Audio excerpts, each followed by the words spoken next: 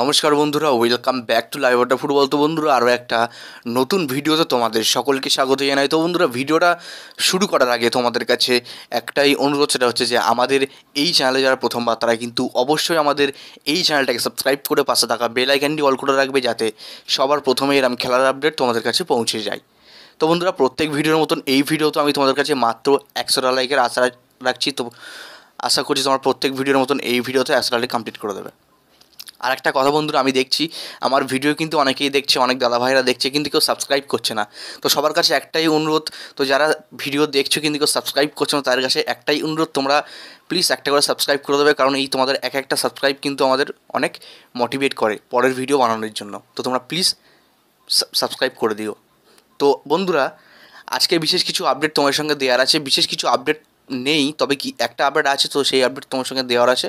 তো তোমরা ভিডিওটা একটু স্কিপ না করে পুরোটা দেখতে থাকো।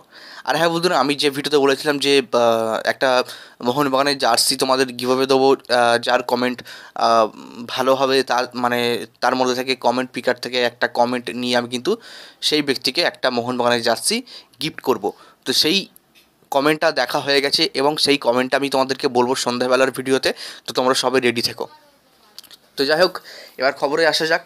তো বন্ধুরা, সবার প্রথমে যে আপডেটটা দিয়ে শুরু করছি, দেখো বর্তমানে মোহনবাগান তারা কিন্তু অনেক কটা প্লেয়ারের ওপরেই টার্গেট করছে এবং প্রত্যেক প্লেয়ার কিন্তু তাদের শর্ট লিস্টে আছে। তো সেক্ষেত্রে আমি তোমাদেরকে প্রায় অনেক দিন আগে থেকেই বলছিলাম যে মোহনবাগান তারা কিন্তু স্কটল্যান্ডের ওপরে বেশি ইন্টারেস্ট শো করছে, কারণ স্কটল্যান্ড এবং অস্ট্রেলিয়া তো আছেই, পাশাপাশি মোহনবাগান স্কটল্যান্ডের ওপরও নজর দিচ্ছে, কারণ স্কটল্যান্ডেরও ওপর তাদের দুটো প্লেয়ার শর্ট লিস্টে আছে।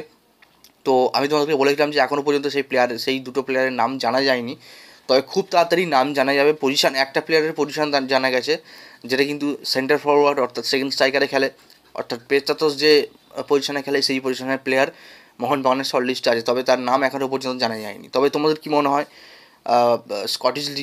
স্কটিশ প্রিমিয়ার লিগের কোন দল থেকে তারা প্লেয়ার তুলতে পারে?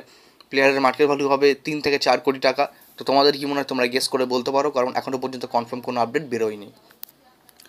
তো দেখো, এই মুহূর্তে মোহনবাগান প্রায় অনেক প্লেয়ারের শর্ট লিস্টে রেখেছে, তবে মোহনবাগানের এখনও কোনো কনফার্ম কথাবার্তা বা একেবারে ডিল ক্লোজ কলে এখনও পর্যন্ত কোনো রকম কোনো প্লেয়ারের সাথে যায়নি।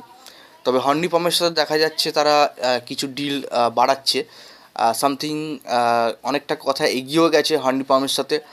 যে আপডেটটা কিন্তু আমি তোমাদেরকে আগামীকাল দিয়েছিলাম আমি, এবং হয়তো তোমরা এই আপডেটটা আমার কাছ থেকে না, অন্যান্য জায়গা থেকেও আপডেটটা পেয়ে গেছো হয়তো, হর্নি পামের আপডেটটা। তো সবার প্রথমে কিন্তু তোমাদেরকে আমিই দিয়েছিলাম কালকে।